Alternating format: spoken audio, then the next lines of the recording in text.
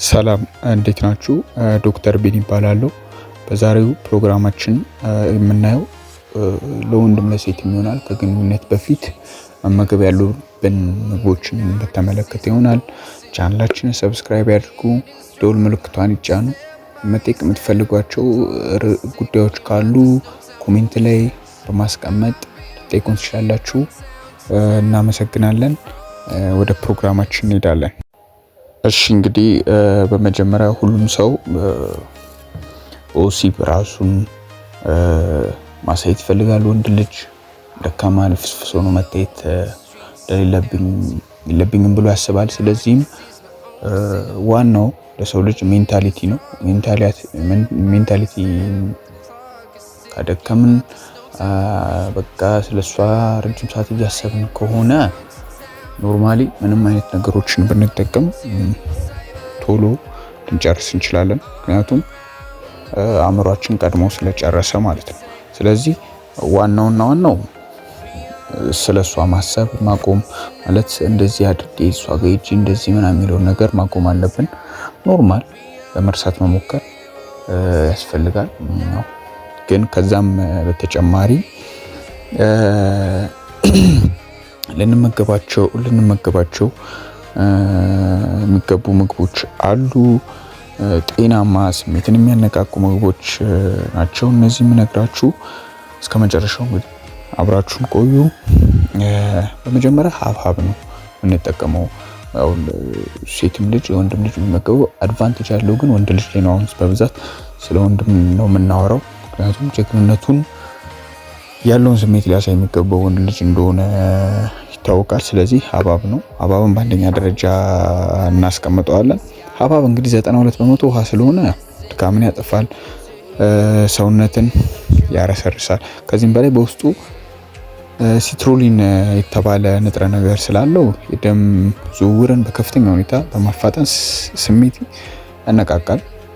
ስለዚህ ከግንኙነት በፊት ቀዝቀዝ ያለ ሀብሀብ ቆራርጦ ብትጠቀም ብትበላ እንግዲህ እዛ ነገር ላይ ብርቱ ትሆናለህ። ሁለተኛው እንግዲህ አቮካዶ ነው።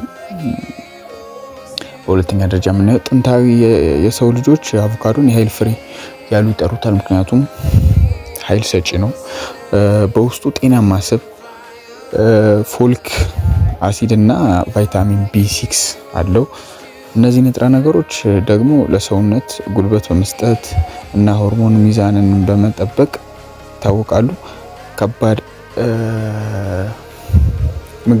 ያሉ ምግቦች ከመብላታችን በፊት ማለት ባንበላ ይመከራል። እንግዲህ እንደዚህ አይነት ላይ በምንሆንበት ሰዓት አቮካዶን በመመገብ ንቁ ያደርገናል። ሶስተኛው ዳርክ ቸኮሌት ነው። እንግዲህ ሴቶች በጣም ይወዳሉ ቸኮሌት። ይሄን ነገር ስሜታቸውን ያነቃቃል። እነሱም ጭንቀትን በማስወገድ የደስታ ሆርሞንን ዶፓሚን በጭንቅላታችን ውስጥ እንዲመነጭ በማድረግ ይታወቃል። እንግዲህ ዳርክ ቸኮሌት ፍቅረኛ ዘና እንድትና ጥሩ ስሜት መነቃቃት እንድትሆን ከፈለክ እንግዲህ ቸኮሌት ከግንኙነት በፊት መስጠት አለብህ። አንተ ብትመገብ ጥሩ ነው። በአራተኛ ደረጃነት የምናየው ሙዝ ነው። አራተኛ ላይ ደግሞ በየትኛውም ቦታ በቀላሉ ሙዝን ማግኘት ይችላል። ኢትዮጵያ ውስጥ የትኛውም መንገድ ላይ ይሸጣል። ቅናሽ ናቸው። ኖርማሊም ብዙ ቦታ ይገኛል እና አትክልት ቤቶችን ማግኘት ይችላለን። ግን ሙዝ በፖታሲየም እና በቫይታሚን ቢ የበለጸገ ነው። ይህ ማለት ደግሞ የሰውነት ኃይልን በፍጥነት ይመልሳል፣ ጡንቻ እንዳይዝል ያደርጋል፣ ለፈጣን ጉልበትና ንቁ ለሆነ ጊዜ እንድንሰጥ ያደርገናል። ሙዝ ሚና አለው ይታወቃል። በአምስተኛና በመጨረሻ የምናየው ማርና ለውዝን ነው። ማር በተፈጥሮ ስኳር ስላለው ፈጣን ኃይል ይሰጣል። ለውዝ እንደ ኦቾሎኒ ያሉ ደግሞ ፕሮቲን እና ዚንክ ስላላቸው የሰውነት ጥንካሬ ይጨምራል። ሁለቱ ቀላቅሎ መመገብ የቆየና የታወቀ የኃይል ምንጭ ነው።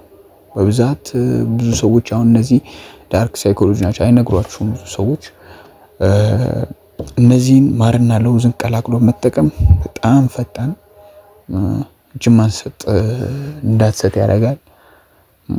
ስለዚህ እነዚህን ነገሮች ብትጠቀም ጥሩ ነው።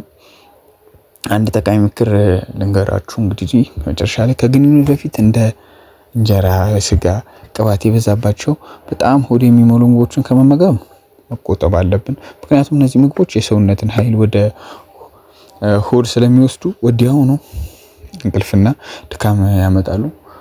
ስለዚህ በምትኩ እነዚህን ለሴክስ በምትሉ ሰዓት እነዚህ ምግቦችን ባትጠቀሙና በቻላችሁ መጠን እነዚህን ቀለል ያሉ ምግቦች ናቸው። የትም ልታገኟቸው የምትችሏቸው ውድ ያልሆኑ ምግቦች ናቸው። ጤናማ ሰውነትን የማይጎዱ ምግቦች ናቸው። እነዚህን እንግዲህ በመጠቀም ኃይል ጠንካራ ብርቱ መሆን ይቻላል። ስለነበረን ቆይታ በጣም አመሰግናለሁ። ቻናላችንን ሰብስክራይብ በማድረግ የደወል ምልክቷን በመጫን ቤተሰብ ይሁኑን። የትኛውም ጥያቄ ካላችሁ ኮሜንት ላይ መጠየቅ ትችላላችሁ። ሁሉንም መልሳለሁ። የትኛው ቪዲዮ በየትኛው ግራም ያጋባችሁ ማወቅ የምትፈልጓቸው የትኛውም ጤና ነክ የሆኑ ነገሮችን ጻፉልኝ።